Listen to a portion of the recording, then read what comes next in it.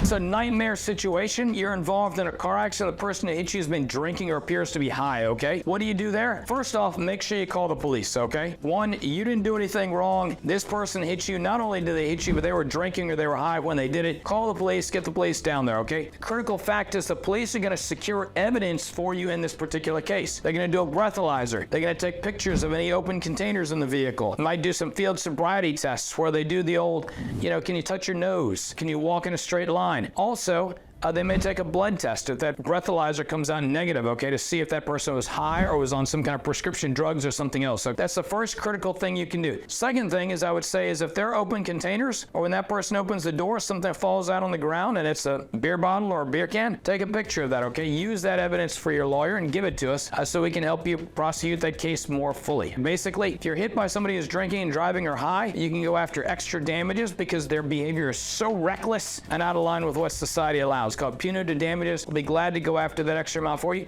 In these particular cases, do not settle your property damage before you call us. So when they call to fix the car, don't settle that without talking to us because sometimes we get you more money there too because they were drinking and driving. If you're in pain, call Shane, 980-999-9999.